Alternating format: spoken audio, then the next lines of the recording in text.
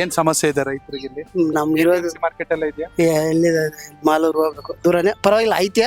ಅದಕ್ಕೆ ಹೋಗೋಕೆ ರಸ್ತೆನೆ ಮೇನ್ ಬೇಕಾಗಿರೋದು. ಅದೇ ರಸ್ತೆ ಸರಿ ಇಲ್ಲ. ಎಲ್ಲಕ್ ಮುಂಚೆ ಎಲ್ರು ಬರ್ತಾರೆ, ಹಾ. ಗೆದ್ದ ಮೇಲೆ ಮಾಡ್ಬೇಕು.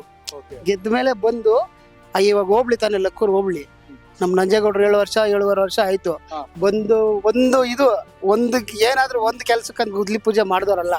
ಹಾ. ಇಂತ ಒಂದು ಹೋಬ್ಳಿ ತಾನೇ ಇದೆ, ಹಾ. ಹೋಬ್ಳಿನೇ ಬಂದು ಒಂದು ಗುದ್ಲಿ ಪೂಜೆ ಅಂತ ಲಕ್ಕೂರ್ಗೆ ಅಂತ ಹೇಳ್ಬಿಟ್ಟು ಮಾಡಿದವರಲ್ಲ ಅವ್ರು.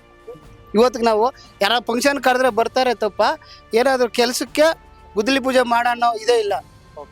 ಈ ಹಿಂದೆ ಮಂಜುನಾಥ್ ಗೌಡ್ರು ಇದ್ರು 2013ರಲ್ಲಿ JDS ಇನ್ ಗೆದ್ದಿದ್ರು.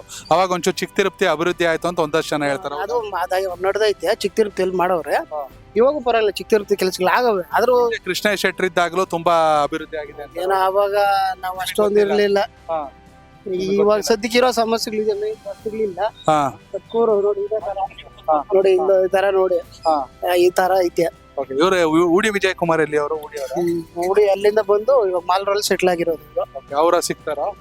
ಅವ್ರು ಅದೇ ಹೇಳಿಲ್ವಾ, ಫಂಕ್ಷನ್ ಕರೆದ್ರೆ ಬರ್ತಾರೆ, ಕಷ್ಟ ಅಂದ್ರೆ ಅದು ಯಾರು ಬರಲ್ಲ, ಅವ್ರ ಹತ್ರ ಕುಡ್ಕೊಂಡು ಹೋಗ್ಬೇಕು ಅಂತ ಪರಿಸ್ಥಿತಿಗಳ. ಒಟ್ಟಲ್ಲಿ ಇಡೀ ಮಾಲೂರಲ್ಲಿ ದೊಡ್ಡ ಸಮಸ್ಯೆ ಅಂದ್ರೆ ರಸ್ತೆ. ರಸ್ತೆಗಳೇ ಮೇನ್ ಬೇಕಾಗಿರೋದೇ ರಸ್ತೆಗಳು.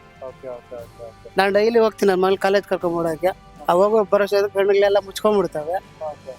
ಅದೇ ನಾವು ಇಲ್ಲಿಂದ ಹೆಲ್ಮೆಟ್ ಹಾಕೊಂಡು ಓಡಾಡ್ಬೇಕಷ್ಟೇ.